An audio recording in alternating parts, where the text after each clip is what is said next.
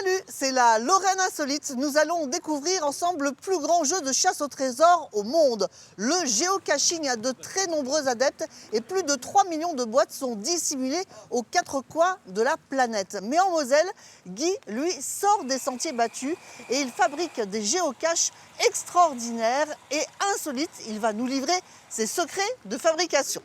Le géocaching, c'est un jeu de chasse au trésor qui est sur Internet. Et puis on prend les coordonnées d'une boîte que quelqu'un a cachée. Vu que je fais pas mal de VTT, je découvre des endroits super.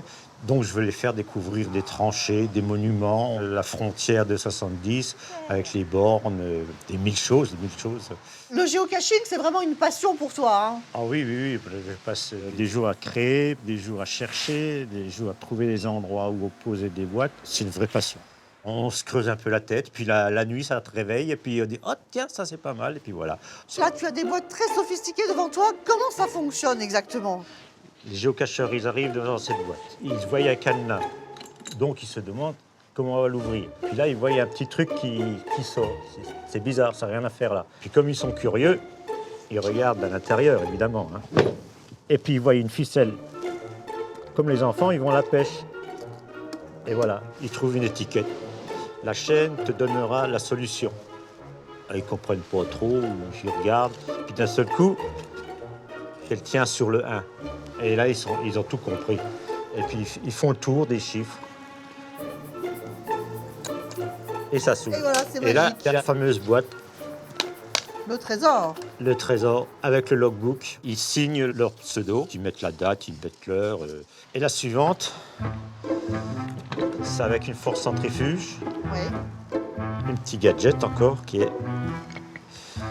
Là, tu en as un autre. Alors c'est une boîte avec une programmation pour l'ouverture.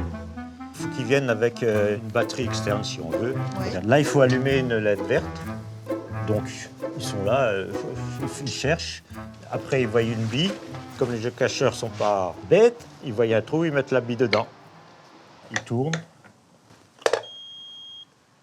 Et voilà. Donc là, il y en a déjà une qui est passée. Alors, 4 fois, il faut faire comme ça.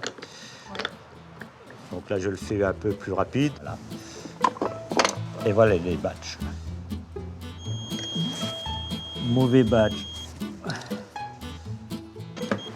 Et voilà le petit trésor. Les géocacheurs donnent des points favoris aux caches qu'ils ont appréciés. Et c'est vrai que bon, je suis bien coté dans ces favoris. Je suis premier en Moselle. Et en France, je suis classé 2e. Bon, chérie, la cache est à 25 mètres. Ouais. Je sais pas ce que Guy nous a pondu là cette fois-ci. Hein. On va voir. Waouh, super. Le sens du vent te guidera. D'accord. En fait, il faut toucher les lettres.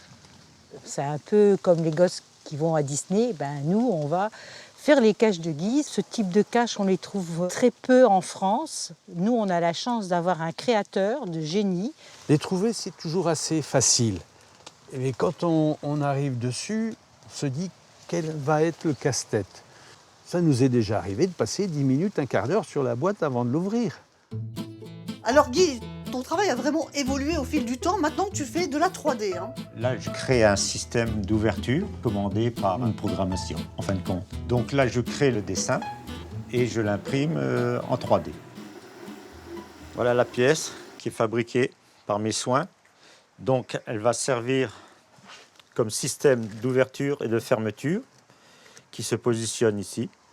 Elle sert à tenir le tiroir fermé avec un petit moteur qui fera l'action d'ouverture et de fermeture. Et ça fonctionne. Voilà.